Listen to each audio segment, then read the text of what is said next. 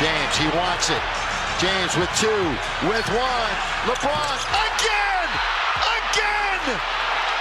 He's back! The Lakers just handed Philly a reality check, and LeBron reminded everyone why you can't count him out. At 40 years old, he dropped 29 points, with 12 coming in the fourth quarter, while Luka put up another casual 31-point triple-double. What do you think matters more for the Lakers this season? LeBron staying healthy or Luka finding consistency? Drop your take in the comments. LeBron back in action, ready to go for another round in Philly. Sixers rocking their all-black hardwood classics. As you see Maxey there. That's such a good uniform. Yeah. Let's flash back to November 2003. It was LeBron 2 weeks into his NBA career playing against Philly. And you see him there against those throwbacks. Now let's get to Sunday night, first quarter. LeBron flying down the lane for the tomahawk, Monica. Turning back the hands of time. Look at that. Sync it up. Wow. Wow, that is impressive. That really is. Let's get one thing straight. Last week, everyone was writing LeBron's basketball obituary. One slow game, and suddenly the internet turned into a retirement planning service. But then he goes out and drops 29 points, grabs 7 boards, dishes 6 assists, and completely takes over in the fourth quarter. The man had 12 points in the final frame and sealed the game with a steal that broke the internet. But it's good to know, as a franchise, as a teammate, if there was any doubt, there's no doubt, because this guy can still do it all. It's going to be something different for him every single night. And when his numbers called like this, when Austin Reeves struggles, when Luka's out or struggles, you can still count on LeBron James to be LeBron James. Here's what makes this whole thing ridiculous. LeBron is 40 years old. That's not a typo. He's closer to collecting Social Security than he is to his rookie season, and he's still doing things that make you rewind the TV. That dunk he threw down? Most 25-year-olds in the league can't do that. But sure, tell me again how he's washed. LeBron James with Mike Trudell in the media. How'd you feel physically after missing a game? And I guess, how quickly did you feel like tonight was a good night for you rhythm-wise? Felt pretty good. With the couple days that we had, a couple days I had off, not playing in Boston Friday and then yesterday. So I had 2.5 days to kind of, work through the injuries that I have. I'm still not 100%, but I felt a lot better tonight than I did coming out of the Toronto game. The celebrations were back too. The crown gesture, the 2 small hands, all of it. LeBron pulled out every move from his celebration catalog like he was flipping through a greatest hits album. And you know what that tells you? The fire is still there. He's not just going through the motions collecting checks. He wants to prove something. And when a player of his caliber still has that competitive edge this late in his career, that's dangerous for everyone else. I say that because there's a ton of Laker fans here. Yeah, they're toying with the Sixers now.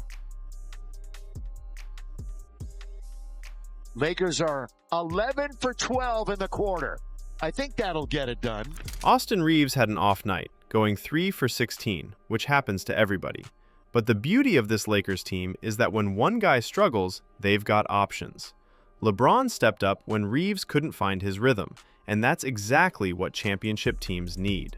You can't have every player firing on all cylinders every single night. Basketball doesn't work that way. Oh, it was awesome. Thank God for him, because I was really good tonight. He was great. Luka was great. It's a great team win against a good team. If I could have played just a little better, we would have maybe won by a little more. But hey, a good trip, 2-1. Like I said, it's a good team, and he's done that so many times too. So the whole narrative around LeBron needing to take a back seat this season is overblown anyway.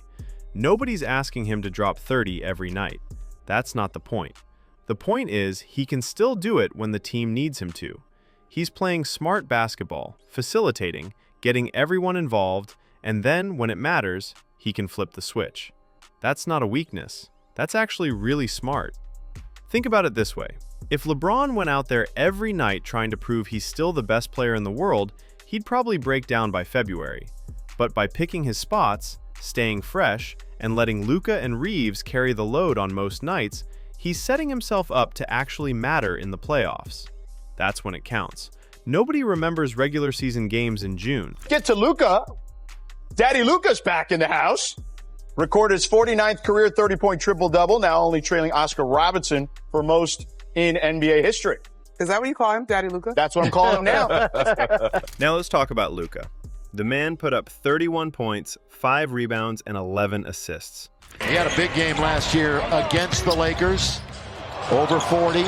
He's had a 54-point game this year. Count it! And one for Luka! That's his 49th career 30-point triple-double, which puts him second all-time behind Oscar Robertson, who has 106.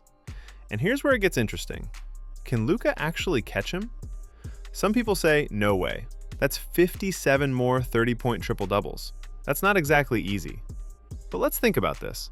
Luka is 25 years old. He's got at least another decade of elite basketball ahead of him if he stays healthy. His usage rate is through the roof. The ball is in his hands constantly, and he's always going to be the #1 option on offense. Modern basketball is set up perfectly for a player like him to rack up triple-doubles too. 4 shooters spread around the floor, everyone's looking to get assists, the pace is faster. It's not like the 1960s. Oscar Robertson played in a completely different era. The game was slower, possessions were longer, teams weren't hunting for assists the way they are now. So while 106 sounds impossible, it's not actually that crazy when you break it down. If Luka averages even 6 or 7 30-point triple-doubles a season for the next 8 years, he's right there. And honestly, that doesn't seem unrealistic for someone of his talent. The counter-argument is that staying healthy for that long is really hard. Luka's had his share of minor injuries, and the wear and tear adds up.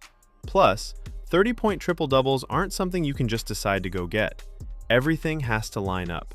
Your shot has to be falling, your teammates have to be hitting their shots so you can get assists, and you need the rebounds to bounce your way. It's not just about talent. There's some luck involved too.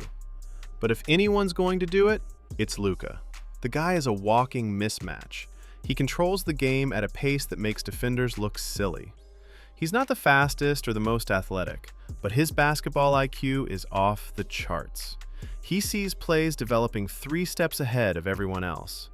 That kind of skill doesn't just disappear. If anything, it gets better with experience. The really fun part about this Lakers team is watching how LeBron and Luka fit together. At the start of the season, everyone wondered if 2 ball-dominant players could coexist. Turns out, when you've got 2 of the smartest players in the league, they figure it out pretty quickly. LeBron doesn't need to have the ball in his hands every possession to be effective. He spent his entire career making his teammates better. Luka's learning how to play off the ball more, and when you put those 2 together with shooters like Reeves, it creates problems for defenses. The 76ers, on the other hand, are sitting at 500 wondering what went wrong. They've got their full lineup finally. Joel Embiid, Paul George, Tyrese Maxey. This was supposed to be the year they figured it all out. But here they are, middle of the pack, losing games they should win. Let's talk about Embiid because this is getting awkward. The guy is averaging 18 points, 6 rebounds, and 3 assists in 25 minutes per game. Those are fine numbers for a solid starting center, but this is Joel Embiid we're talking about, former MVP. The guy who used to dominate games and make opposing big men look like they were playing a different sport. Now he's out there looking like he's moving through mud. The weight situation keeps coming up, and it's fair to bring it up. Embiid is massive, and carrying that much weight on a frame that's already had knee issues is asking for trouble. The game has changed too. Centers don't post up 20 times a game anymore. They're switching on the perimeter, running in transition, covering ground defensively. That's really hard to do when you're that big and that banged up. Here's the thing though. Even at 18 points per game, Embiid still commands attention. Defenses still have to game plan for him. They still have to send double teams when he gets the ball in the post. Just being on the floor opens things up for everyone else. So when people ask if the 76ers are better without him, the answer is no. They're absolutely not. But that doesn't mean he's the same player he was 3 years ago either. Paul George has been solid, but not spectacular. Tyrese Maxey is playing well. The problem is, they haven't put together any kind of consistent stretch where all 3 of them are healthy and playing at a high level at the same time. Until that happens, the 76ers are going to be stuck in this middle zone. Good enough to make the playoffs, not good enough to scare anyone. The East is wide open this year, which should be good news for Philly. But being wide open doesn't matter if you can't stay healthy. And health has been the one thing the 76ers can't figure out. It's been the issue for years. Every season starts with hope and ends with someone sitting on the bench in street clothes during the playoffs. They're in 7th place right now. If they can climb to the 4 or 5 seed by the end of the season, that would actually be an accomplishment given how things have gone. But that's not exactly the championship buzz they were hoping for when they signed Paul George. Meanwhile, the Lakers are figuring things out. They're not perfect. There are nights when they look completely lost. But they've got 2 superstars who know how to win, a solid supporting cast, and enough depth to survive when guys have off nights. That's more than a lot of teams can say. The 4th quarter of this game showed exactly what the Lakers can be when everything clicks. LeBron took over, Luka facilitated, the defense locked in, and they closed it out. That's winning basketball. It doesn't have to be pretty every night. It just has to work when it matters. One more thing about LeBron that's worth mentioning. The guy is still having fun out there. You can see it in the way he celebrates, the way he interacts with his teammates, the way he talks trash. He's not out there looking miserable or counting down the days until retirement. He's genuinely enjoying himself, and that energy is contagious.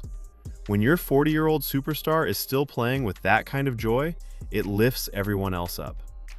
Compare that to some other aging stars who look like they're just grinding through their final years. LeBron could easily mail it in at this point. He's got nothing left to prove. 4 championships, 4 MVPs, all-time leading scorer, 2 Olympic gold medals. His legacy is set. But he's still out there competing like he's got something to prove, and that's why people still tune in to watch him play.